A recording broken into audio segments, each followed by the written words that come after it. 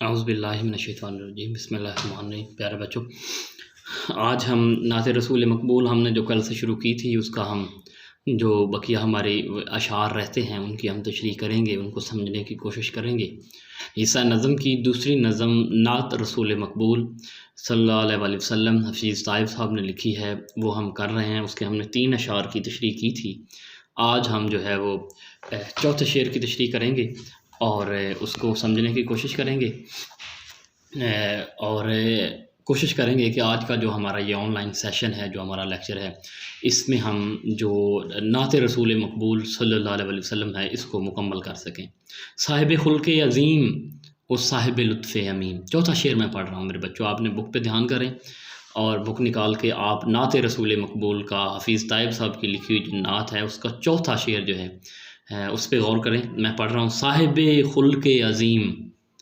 و صاحب لطف امین، صاحب خلق عظیم و صاحب لطف امین، صاحب حق صاحب شق القمر خیر البشر۔ تو آپ صلی اللہ علیہ وسلم کی ذات مبارکہ جو ہے، آپ صلی اللہ علیہ وسلم کی ذات مبارکہ جو ہے وہ ایک ایسی ہستی ہے، ایک ایسا صاحب ہیں جو عظیم خلق رکھتے ہیں، جن کی عادات، جن کا خلق، جن کا بول چال، جن کا بولنے کا انداز جو ہے وہ عظیم ہے، بہت عمدہ ہے، بہت اعلیٰ ہے، بہت اچھے جو ہے وہ آپ صلی اللہ علیہ وسلم کے اخلاق ہیں۔ ایسے صاحب ہیں، ایسی ہستی ہیں جن کا گفتگو کرنے کا انداز منفرد ہے، دل فریب ہے، دلکش ہے، اور ان کی جو باتیں ہیں وہ نہایت شستہ و شگفتہ ہیں۔ اور حضرت عائشہ صدیقہ رضی اللہ تعالیٰ عنہا سے کسی نے پوچھا کہ آپ نے جو ہے وہ آپ صلی اللہ علیہ وسلم کے اخلاق کیسے تھے؟ تو آپ رضی اللہ تعالیٰ عنہ نے فرمایا کہ کیا تم لوگوں نے کبھی قرآن نہیں پڑھا؟ جیسے قرآن کے اخلاق ہیں، جیسا قرآن کی زبان ہے، ویسی ہی جو ہے زبان اور ویسا ہی انداز گفتگو جو ہے وہ نبی کریم صلی اللہ علیہ وسلم کا تھا۔ تو آپ صلی اللہ علیہ وسلم کی جو ایسے ایک صاحب ہیں، ایک ایسی ہستی ہیں جو عظیم خلق رکھتے ہیں، اور آپ ایک ایسے صاحب ہیں جو لطف امیم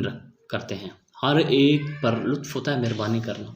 امیم عام پر، ہر عام و خاص پر ایک خاص مہربانی کرنے والی ذات مبارکہ ہے۔ آپ صلی اللہ علیہ وسلم کی جو ذات مبارکہ ہے وہ ہر ایک پر عام مہربانی کرنے والی، ہر ایک پر رحم کرنے والی ہے، ہر ایک پر لطف کرم عنایت کرنے والی ہے۔ آپ صلی اللہ علیہ وسلم کی جو ذات مبارکہ ہے وہ سب کے لیے جو ہے وہ رہنمائی کا سبب ہے، صاحب حق ہے۔ آپ صلی اللہ علیہ وسلم کی ذات جو ہے وہ ایک ایسی ذات ہے جو حق پر قائم ہے، جو سچ پر قائم ہے، جو حق کے راستے پر ہے، جو سچ کے راستے پر ہے۔ اور آپ صاحب شق القمر ہیں۔ آپ صلی اللہ علیہ وسلم کی ذات مبارکہ ایک ایسی ذات مبارکہ ہے جو چاند کے ٹکڑے کر سکتی ہے۔ شق ہوتا ہے ٹکڑے کرنا، قمر چاند کو کہتے ہیں، تو صاحب شق القمر ہیں، چاند کے ٹکڑے کرنے والی ذات مبارکہ آپ کی ہے، اور آپ خیر البشر ہیں۔ تمام انسانوں میں سے آپ کی ذات مبارکہ جو ہے وہ افضل ذات ہے، افضل انسانوں میں سے افضل انسان، تمام انسانوں میں سے افضل انسان آپ صلی اللہ علیہ وسلم کی ذات مبارکہ ہے۔ تو اس شعر میں شاعر نے کیا خوبیاں گنوائی ہیں کہ آپ ایک ایسے صاحب ہیں جن کا عظیم خلق ہے، آپ ایک ایسے صاحب ہیں جو سب پر عام لطف اور مہربانی کرنے والے ہیں، آپ ایک ایسے صاحب ہیں جو حق پر قائم ہیں، آپ صلی اللہ علیہ وسلم ایک ایسے صاحب ہیں جو چاند کے ٹکڑے کر سکتے ہیں، اور آپ صلی اللہ علیہ وسلم ایک ایسے صاحب ہیں جو تمام انسانوں میں سے افضل انسان ہے۔ یہ شعر ہم نے پڑھا، تو اس میں آپ صلی اللہ علیہ وسلم کی جو ہے وہ خاص صفات کا شاعر نے تذکرہ کیا ہے۔ اب ہم چلتے ہیں 5ویں شعر کی طرف۔ آج یہ جو جتنے ہم نے شعر پڑھے، پہلے 4 شعر ہم نے پڑھے، ان اشعار میں شاعر نے آپ صلی اللہ علیہ وسلم کی جو ہے وہ صفات کو بیان کیا ہے۔ آگے آگے جیسے ہی ہماری یہ نظم نعت چلے گی تو اس میں وہ کچھ استفسار بھی کرے گا، کچھ سوال بھی کرے گا آپ صلی اللہ علیہ وسلم سے۔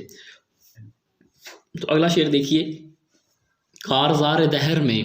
وجہ ظفر وجہ سکون،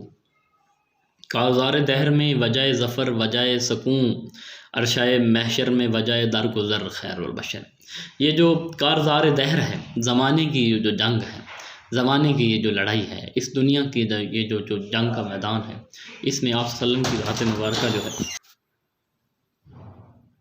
جی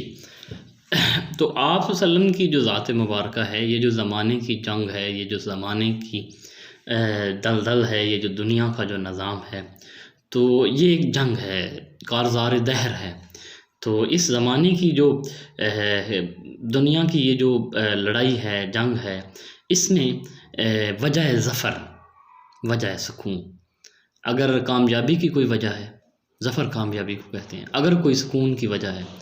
تو وہ آپ صلی اللہ علیہ وسلم کی ذات مبارکہ ہے۔ اس دنیا میں، اس دنیا کے میدان میں، اس دنیا کی لڑائی میں اگر کامیابی چاہتے تو آپ صلی اللہ علیہ وسلم کی جو ذات ہے وہ جو یہ دنیا کا میدان ہے، یہ جو دنیا کی زمانے کی جنگ ہے، زمانے کی جو لڑائی ہے، اس میں اگر آپ کامیابی چاہتے ہیں، اس میں اگر آپ سکون چاہتے ہیں تو آپ صلی اللہ علیہ وسلم کو آپ صلی اللہ علیہ وسلم کی جو ذات مبارکہ ہے، انہوں نے جو ہمارے لیے رول ماڈل چھوڑا ہے، جو اسوہ حسنہ چھوڑا ہے، اس کی پیروی کرنی پڑے گی۔ اس کی پیروی کریں، وہ آپ صلی اللہ علیہ وسلم کی اتباع کریں،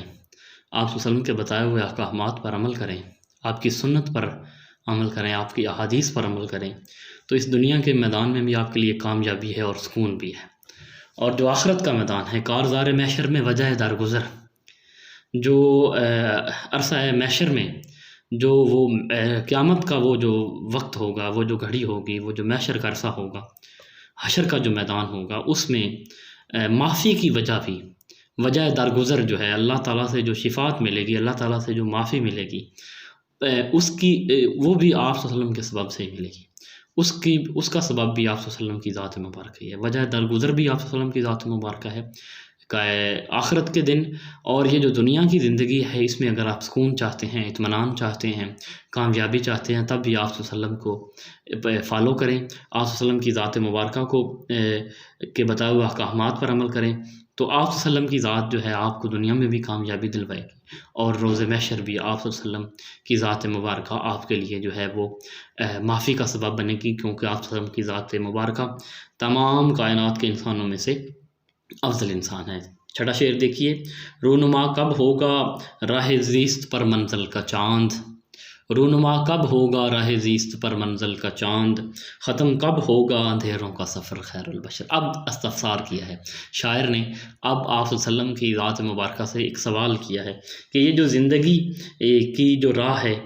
زیست جو ہے، یہ جو اس پر منزل کا چاند ہمیں کب ملے گا، ہم کب عروج پائیں گے، مسلمانوں کی جو قوم ہوگی وہ کب عروج پائے گی، کب ان پر جو ہے وہ ان پہ اس دنیا کی زندگی میں جو ہے وہ منزل ملے گی، چاند کی منزل ملے گی۔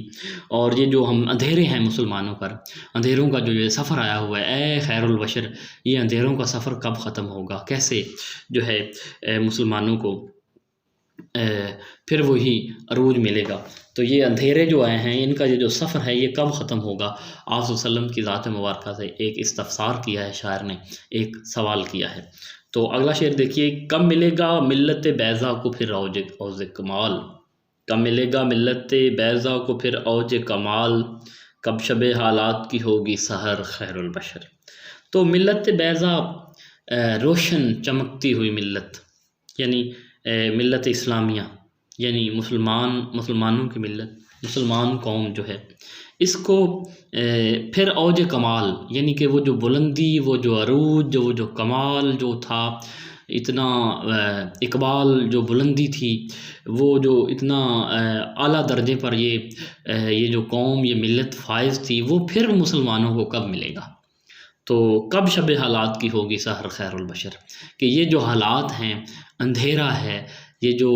کم علمی ہے، یہ جو جہالت ہے مسلمانوں میں، یہ اندھیروں کی رات کی سحر کب ہوگی، صبح کب ہوگی، روشپو کب پھوٹے گی، روشنی کب ہوگی، کب ایسا ہوگا کہ یہ جو روشن ملت ہے، یہ جو چمکتی ہوئی ملت تھی، اس کو پھر وہی اوج کمال ملے، پھر وہی عروج ملے، پھر وہی بلندی ملے۔ تو یہ ایک پھر استفسار کیا کہ ان بھیانک حالات کی یہ جو رات ہے، اس سے مسلمانوں کی سحر کب ہوگی، اور کب پھر ایسا وقت آئے گا کہ جو ملت اسلامیہ ہے ان کو پھر وہی عروج ملے، کیونکہ مسلمان اس وقت جو ہیں وہ پستیوں میں گھرے ہوئے ہیں۔ اے خیر البشر، اے کائنات کے افضل ترین انسان، کب وہ وقت آئے گا جب انسانوں کو پھر دوبارہ سے وہی عروج ملے گا، پھر وہی جو ہے وہ بلندی ملے گی، اور مسلمان جو ہیں وہ اعلیٰ مقام پر فائز ہوں گے۔ یہ جو اندھیرے حالات ہیں، یہ جو کٹھن معاملات ہیں مسلمانوں پر، یہ جو اذیت کا یہ دور جو جاری ہے، یہ کب ختم ہوگا۔ آخری شعر جو ہے وہ اس کا نعت کا یہ مقطع ہے، شاعر نے اپنا تخلص استعمال کی ہے۔ در پہ پہنچے کس طرح بے نوا بے بالوں پر، در پہ پہنچے کس طرح بے نوا بے بالوں پر، ایک نظر طائب کے حال زار پر خیر بشر، کہ جو آپ کی چوکھٹ ہے اے مصطفیٰ کریم صلی اللہ علیہ وسلم کی ذات مبارکہ، آپ کی جو چوکھٹ ہے، آپ کا جو در ہے، آپ کو جو دروازہ ہے، اس پر وہ طائب کیسے پہنچے، کیونکہ یہ بے نوا ہے، بے سہارا ہے، اور اس کا مطلب جو ہے بے بال و پر ہے، نہ اس کے پاس کوئی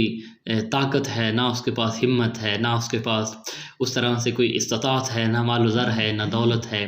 بے سہارا ہے۔ تو طائب جو ہے اس کے حال پر ایک نظر کیجئے، اس کا یہ جو حال زار ہے، یہ جو بگڑی ہوئی حالت ہے، یہ اس کی خراب حالت جو ہے، اس پر ایک نظر کیجئے تاکہ اس کی بے کسی، اس کی مجبوری، اس کی لاچاری ختم ہو سکے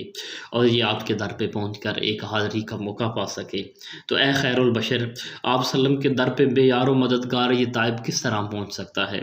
اس کے حال جو خراب حال ہے اس پر توجہ کیجئے، اس پر رحم کیجئے، اس پر ایک نظر کیجئے، تو اس کی حالت